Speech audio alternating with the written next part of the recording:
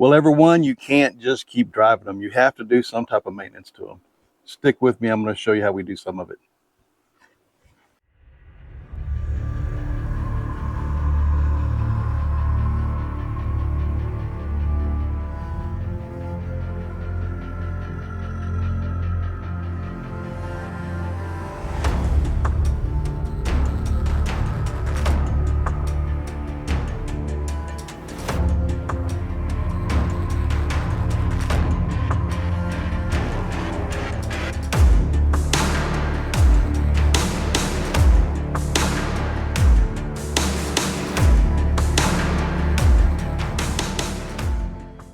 Welcome back, everybody. Today we have to do a little bit of maintenance.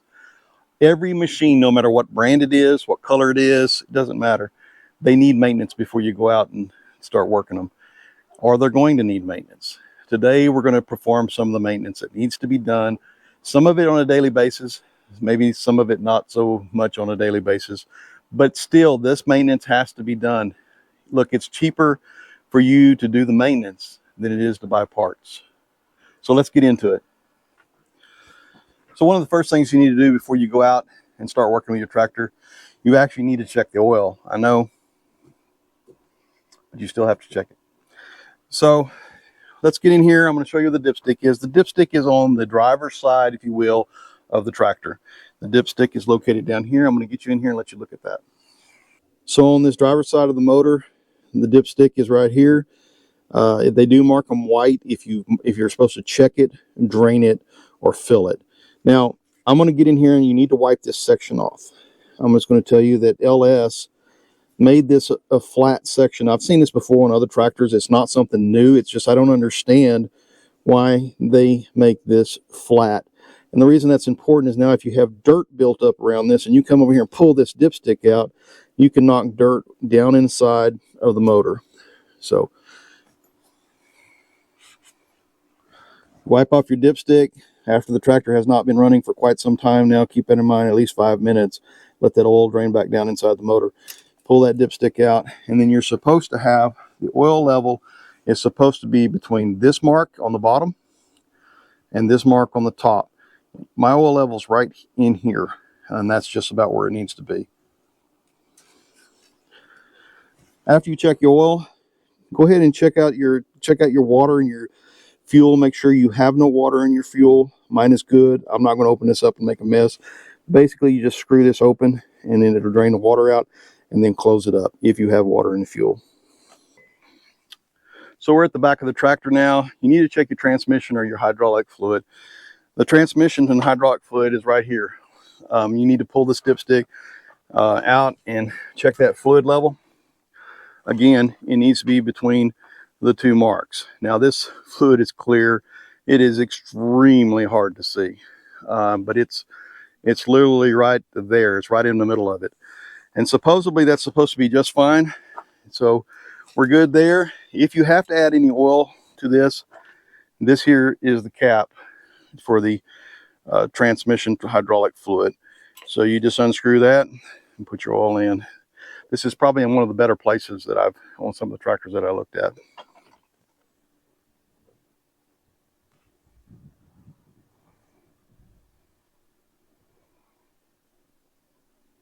Okay, don't forget to grease your loader. On this loader, there are 11 locations on each side, equaling 22 locations that you need to grease. Before you ever grease any of your fittings, make sure you wipe the tips of them off, because if you don't wipe the tips of them off, you can force dirt into them. So when you grease these fittings, what you want to do is you want to have a little extra grease coming out on these pins. You're trying to push some dirt out. You're also trying to push out any other debris that might be in there, maybe water or so forth. But go ahead and give these things a little bit of grease. Okay, I finished greasing the loader, but there are other points on the tractor that need some attention and need some grease. Your front differential has grease points that you need to make sure you're catching. You have a pivot point as your tire turns. You have 2 locations there. That's located right below me right here. You have one location on the pivot point where the axle floats back and forth this direction.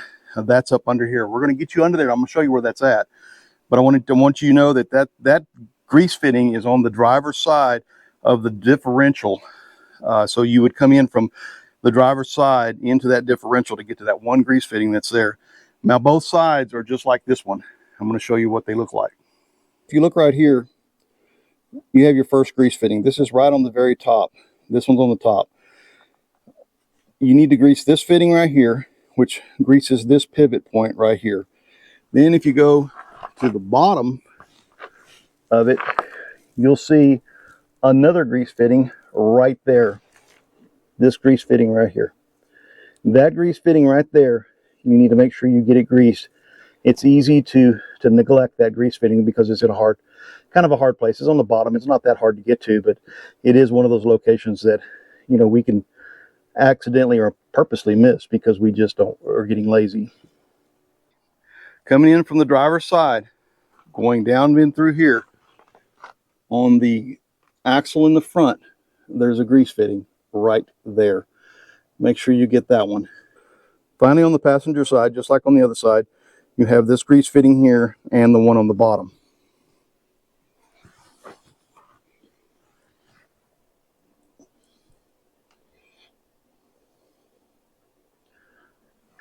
You do have another grease fitting that's on the front side of the axle on the passenger side. You have to come in from the front in the same area, and that grease fitting is right here. Make sure you get that. So there's a total of 6 fittings on the front end. You have the 2 here, you have 1 on each side of this axle, and then you have 2 on the other side. Finally, we're on the back of the tractor. On the back of the tractors, there's only 3 locations that you need to grease. One of them is right here. This is the one of the lift arms. You just need to throw some grease in that lift arm. The next one's going to be right down here where the 3-point, where the center link hooks up. And then finally, the other one's on the other lift arm.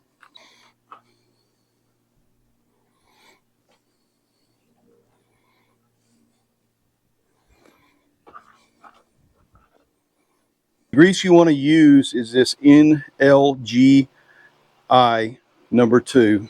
This is the grease that's recommended for all the parts that we just greased today.